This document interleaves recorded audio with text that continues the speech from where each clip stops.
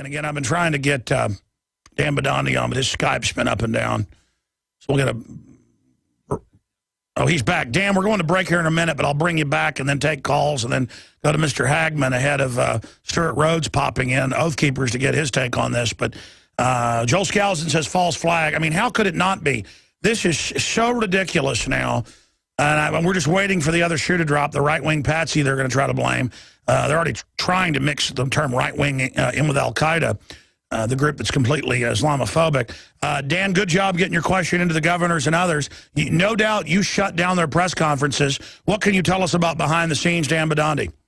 As soon as I asked the question, I asked it again, and they would not answer the question. And I got the look of death from every federal agency that was there, the government officials, everything. And I knew right away I had to grab my camera quick, as soon as the press conference is over, because the woman gets right on the stage. Oh, this is the end of the press conference, and everybody's, gives me the look of death. So I grabbed my equipment and I jetted right out of there. But it was crazy. It's like the first question out, and all of a sudden they call the press conference. It's because you put them on the stand, you pose them with real questions, and all of a sudden the mainstream media don't like it because... Well, that's why I hired you, is because you are fearless. And I know you get homesick with, go see your son and your family, everybody back in Rhode Island. But as an East Coast reporter, the reports you file every week are just phenomenal. And we're hiring more editors, so soon we can get more of your reports out. You send us the raw footage. But great job, Dan. Tell us about more behind the scenes. When I got there, right away, I seen armored vehicles driving by. I got pictures I sent to do, and I got video I'm going to be posting soon. I was found actually the military and the police. They were going from in the alleyways, from looking at people's cars, into the garages with automatic assault weapons, and just looking for bombs and everything. Oh yeah, the bombs they planted. The military is now taking over the area, and the news is they are in control and they are running the investigation. So we're just learning the military's here. Totally illegal, but they'll keep us safe from those bombs. Dan, tell us more of what you've witnessed there in Boston, where you've been reporting since yesterday afternoon. Dan Bidondi, Infowars.com reporter. I had tried everything. I'd cut back the amount of food I was eating. I was lifting weights and jogging, but nothing was working. My body was literally starving for minerals and trace elements as well as key vitamins. And as soon as I had that, I immediately could eat half of what I was eating previously and be satisfied. Now, there are hundreds of great products at InfoWarsTeam.com, but I want to point out the 3 that have helped me lose 37 pounds in just 2 months. Products like Beyond Tangy Tangerine, Pollen Burst, and Rebound. When I started taking the Tangy Tangerine and other products every day, I lost more than 37 pounds in just 2 months. Now that's results. I want to challenge my listeners to go to InfoWarsTeam.com and to order just 3 of their products, and you will see the changes in the way you look, feel, and in your appetite almost immediately. Start your journey to health and wellness today. InfoWarsTeam.com. We are tracking the tragic 100-plus dead, 100 injured, 3 dead there at the Boston Marathon. But my only point is, and I have a clip of this coming up in a few minutes, is Obama says if it's a bomb and it kills civilians, it's terrorism, which I tend to agree. But when, our military, working for the globalist, goes in and kills 1 million-plus Iraqis with sanctions and bombs and weapons in the last 15 years, Madeleine Albright doesn't deny it. She says it's a good price to pay. And I've seen cases where they've killed over 200 people with a Predator drone, a wedding, 1,000-pound, 2,000-pound bomb to get one bad guy who hasn't been convicted, and there's really no proof. And look, our government runs al-Qaeda in Libya and Syria and gives them 10,000 heat-seeking missiles. They run al-Qaeda. And then they'll kill a whole family. And I'll see the video on Pakistani TV, blood everywhere, arms, legs. You try to show that, they will kick you off YouTube. You cover that, you're a traitor. Because you're not supposed to personalize those people. Back in the day of Walter Cronkite, they'd show a naked 8-year-old Vietnamese girl running down a path, a rice paddy with her skin hanging off from napalm. But now they won't show it. They'll show all the fake violence, zombies, murder, death, most horrific up-close stuff. But that's simulated killing, which conditions you to not care. But if it's the real thing, you're not supposed to see it. You're not supposed to even see the flag-draped coffins of our dead troops. You're supposed to just say you're patriotic, but then, you know, once they actually get back, treat them like garbage. There are troops all over Boston and other major cities, not just here, but worldwide, all part of the security theater. And again, 400 troops, checkpoints, a drill, and it didn't protect anybody. It didn't protect anybody. So now they're saying we're going to have TSA and troops everywhere in America. Will that protect you? And again, they sold billions of dollars of robots to local. Austin's bought a couple multi-million-dollar robots for the coming bombing. We will be bombed, they said. I guess if they hype it enough, mentally ill people might actually try to do it.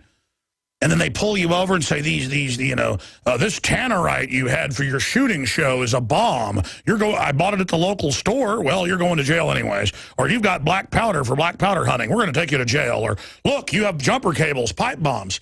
I mean, this is the new hysteria of bombs, when you got 3 people dead.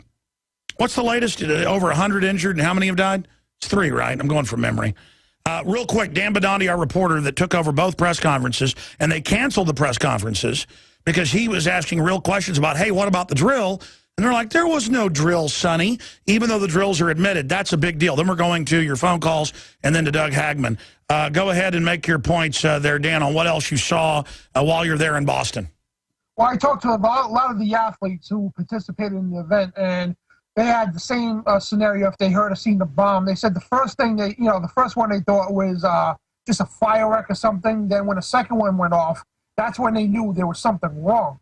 And I mean, like, you had the massive police state that was already there. That's going to make you question one thing. I know it's a big event. People say there has to be heightened security, no doubt. But, you know, for them to be having drills, then Local 15 reported that there was announcements being made moments before the bombs went off to tell people to remain calm. But you didn't hear that, you know. You didn't hear that, you didn't see that, you didn't build that, you know what I mean? And you didn't hear that stuff because, you know, the government knows what's best for you. And, you know, this is showing true signs of a false flag. I mean, I'm calling false flag all over. Yeah, because people notice them placing the big duffel bag bombs to be homemade to whoever drugged up Patsy. They've got to blame it on them. And it's like, never mind this. Ma'am, can your son sit on the duffel bag? This is only a drill. Hug the bag. Yeah, Marines are trained to jump on the hand grenade. And absolutely, this thing, they ran the anthrax attack. That later came out. They ran 7/7. That was drills. It's the same thing, Dan. Other points that you'd like to add? Well, the points, too, I want to make real quick. It's in kind of relation to this. There's the first U.S. nuclear power plant to be formally tested for a terrorist attack plan. This is reported by the Patriot News, Central PA, Central Pennsylvania News, as you know, saying today. Yeah, it's NBC News, 3 Mile Island to conduct hostile action drill. Yes, everyone's, but who stands to gain? Who wants the funding for the police state takeover? Who stands to gain? Who has the motive? Who's been caught doing this before? Well, absolutely, the FBI. I mean, how many times do they have their hand in a plot? Yeah, actually giving bombs to the so-called terrorists, coaching them, being in relations to them for a couple of years just to get them. Give them the firearms or whatever they needed. Then last minute they come in as the saviors, even though they gave them the gun. Absolutely, absolutely. In fact, I have the New York Times article from April 28th last year. Terrorist plots hatched by the FBI. Document cam on this. Thank you, guys. And it goes through the fact that they create completely fake terror groups and try to let them then carry out the bombings, like the first World Trade Center bombing was a FBI operation. New York Times. But the media says Alex claims the FBI has hatched plots. No, it's been admitted in court. Here it is, your precious New York Times. Go ahead, sir.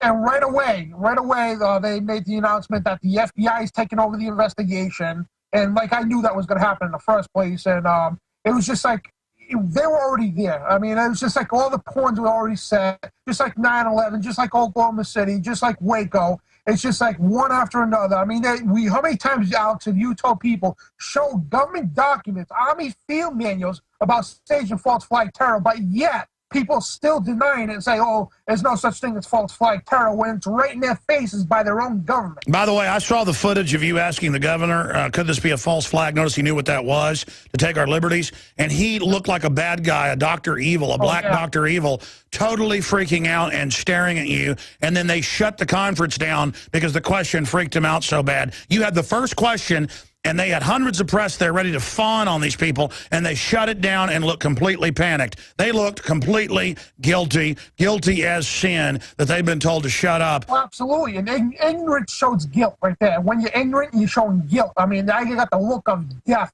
and all the way till they left the room, I'm pounding them. What about the drills? What about is this a false flag terror? And I called it how I seen it, and just the look on the FBI's face. I mean, I wish I could put the camera in that guy's face. I mean, the head of the FBI agent at the time there just gave me this look like, if looks could kill, I would have been annihilated.